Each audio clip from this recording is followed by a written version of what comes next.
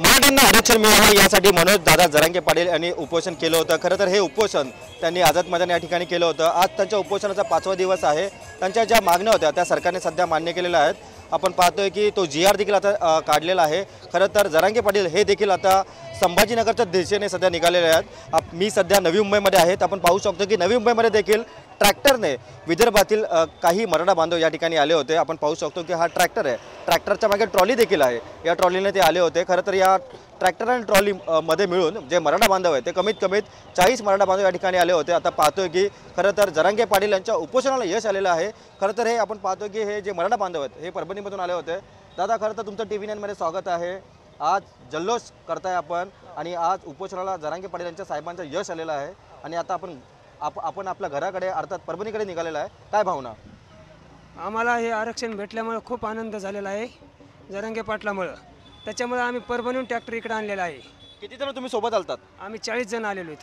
काय वाटतं आता आनंद झालेला आहे? काही वेळापूर्वी आम्ही बघितलं आपल्याला, आपण डान्स देखील करत होता आणि आता आपण ट्रॅक्टरच्या मार्फत पुन्हा एकदा घरी चाललेला आहात। आम्ही आता वापस आलो। आम्हाला ते आरक्षण भेटल्यामुळे आम्हाला आनंद झालेला आहे। त्याच्यानं आम्ही आता वापस निघालो। खरं तर 5 दिवसानंतर कुठेतरी उपोषणानंतर सरकारला जाग आलेली आहे, त्याबाबत काय सांगाल? कुठे सरकारला जाग आलेली आहे, सरकारने तुमच्या सर्व मागण्या मान्य केलेल्या आहेत। आम्हाला सरकारनं मान्य पूर्ण केलं आमच्या जरांगे पाटलामुळे। नक्कीच आपल्यासोबत अजून काही जण। दादा, तुम्ही पण परभणीमधून आलेला आहात। खरं तर 7 दिवसाचा आपण प्रवास करून या ठिकाणी आलेला आहात। आता पुन्हा आपल्या घरी आपण चाललेला आहात। आनंद आहे?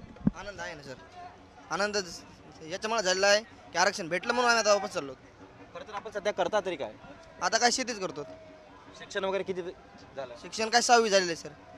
तर आरक्षणाचा काय काय फायदा होणार आपल्याला, त्याबाबत काय सांगाल? आता यायला बोलले आरक्षणाचा फायदा आम्हाला शैक्षणिकदृष्ट्या, राजकारण, नोकरी या सर्व गोष्टीत होणार आहे। सर्वमध्ये समजा सध्या करतो काय? सध्या मी 12वी झालेली पास आहे। मी पोलीस भरती करतो। काय वाटतं मग, पोलीस होशील तू? हां, होणारच। जरांगे पाटलाचा आशीर्वाद आहे आमच्या पाठीशी। आता फिक्स होणार। इथून जाताना आनंद आहे आम्हाला। खरं तर तुम्ही खरं तर आम्ही बघतोय की आई वडिलांपासून दूर तुम्ही आज जरांगेचा 5वा दिवस असेल उपोषणाचा, पण मात्र तुमचा आज 8वा का 9वा दिवस नवी मुंबईत आहे।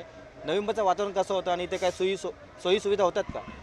नवी मुंबईचं वातावरण होतं। पहिले 2 दिवस आम्हाला सोय लागली नाही, पण आमच्या बांधवांनी आम्हाला मायनं भाकरी करून काहीच कमी पडलं नाही आम्हाला। जाऊन बघा, तिथं रांग आहे चपातीची, भाकरीची। त्याप्रमाणे जल्लोष सध्या नवी मुंबईत होतो आहे। आपण नवी मुंबईत आहात, त्याप्रमाणे जल्लोष हा तुमच्या गावी परभणीमध्ये होतोय का? गावी खेडेगावात जल्लोष चालू आहे आमच्या। परभणी इथं खूपच जास्त आहे। आमच्या खेड 2700 मतदान आहे आमच्या गावचं। त्या गावात सध्या जल्लोष चालू आहे। आनंदाचं वातावरण आहे सध्या खूप जास्त, गणपतीपेक्षा जास्त। आपण पाहतोय की गणपतीपेक्षा जास्त जे आनंदाचं वातावरण आहे ते आमच्या गावी आणि आमच्या मनामध्ये देखील आहे। अशी जी प्रतिक्रिया आहे ही परभणी येथील मराठा बांधवांनी सध्या या ठिकाणी व्यक्त केलेली आहे। कॅमेरा पर्सन मोहन दुबेसह मी रवी खरात, TV9 मराठी, वाशी, नवी मुंबई।